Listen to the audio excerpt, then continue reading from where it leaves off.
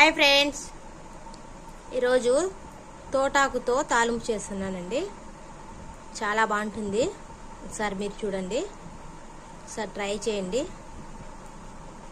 తోటాకు బాగా కడిగి పెట్టుకున్నానండి. కరింపాకు, ఉల్లిపాయ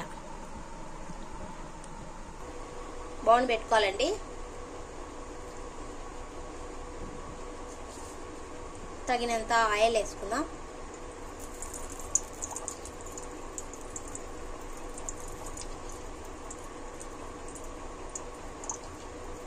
కొంతమంది వాటర్లో ఉడకబెడతారండి. నేను డైరెక్ట్ తర్వాత పెట్టేస్తా, దాంట్లోనే ఉడికిపోతుంది. వాటర్లో ఉడకబెడితే శక్తి అంతా తగ్గుతుందండి. వాటర్లో వెళ్ళిపోతుంది ఆకు శక్తి అంతా. తిరువాతలో చేసుకుంటే చాలా బాగుంటుంది.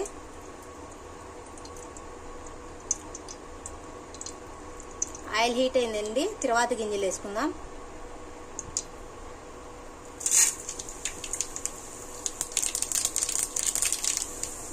ఒకసారి కలబెట్టేసుకుందామండి.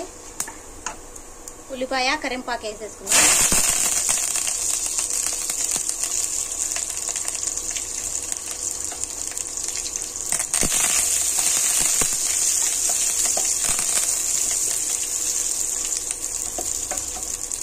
ఉల్లిపాయ బాగా బ్రౌన్ కలర్ రావాలండి.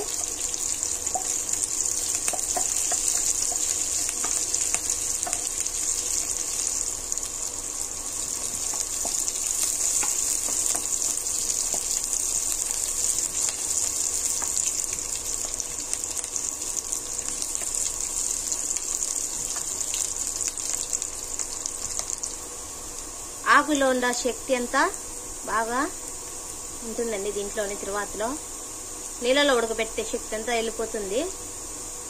నేను డైరెక్ట్ ఇట్టే చేస్తానండి. ఎప్పుడైనా చాలా బాగుంటుంది. ఇంకా ఆకు వేసేసుకున్నామండి. బ్రౌన్ కలర్ వచ్చేసింది.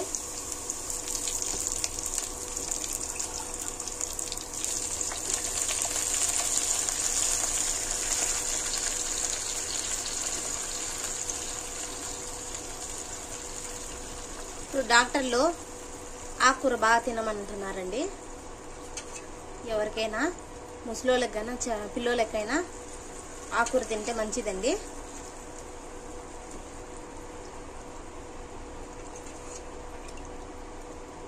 రక్తం వస్తుందండి ఆకుకూర తింటే బాగా.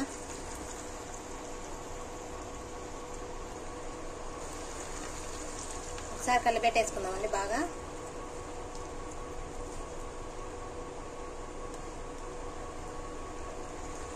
తగినంత ఉప్పు వేసుకుందాం.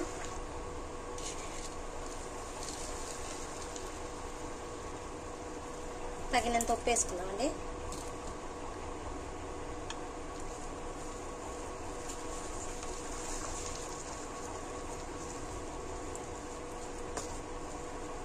ఫైవ్ మినిట్స్ మూత పెట్టుకుందామండి.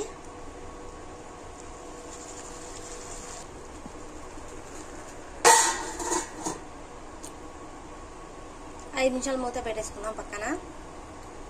మధ్యలో కలబెట్టుకుంటూ ఉండాలండి. ఒకసారి కలబెట్టేసుకుందామండి.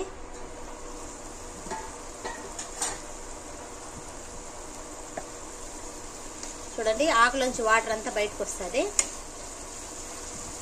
ఉడికిపోతుందండి. ఆకంతా బాగా మెత్తగా ఉడుకుతుంది.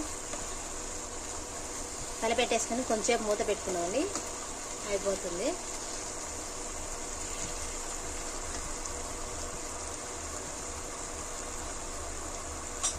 ఇంకా 5 నిమిషాలు మూత పెట్టేసుకుందాం.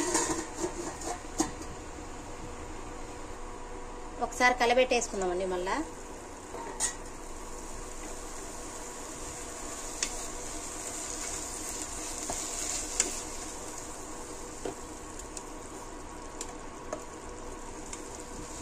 అయిపోవచ్చిందండి. కొంచెం వాటర్ ఉన్నది కదా, అది అయిపోతే అయిపోయినట్టే.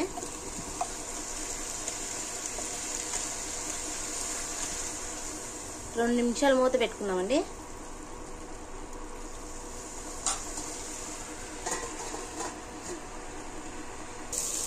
అయిపోయింది ఫ్రెండ్స్. పప్పుల పొడి వేసేసుకుందాం. పల్లీల పొడి వేసేసుకుందామండి. శనక్కాయల పల్లీల పొడి చాలా బాగుంటుంది.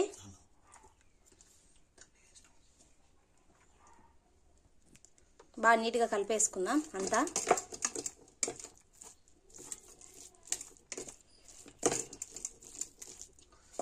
చాలా బాగుంటుందండి పల్లీల పొడి తోటాకు తాలింపులో.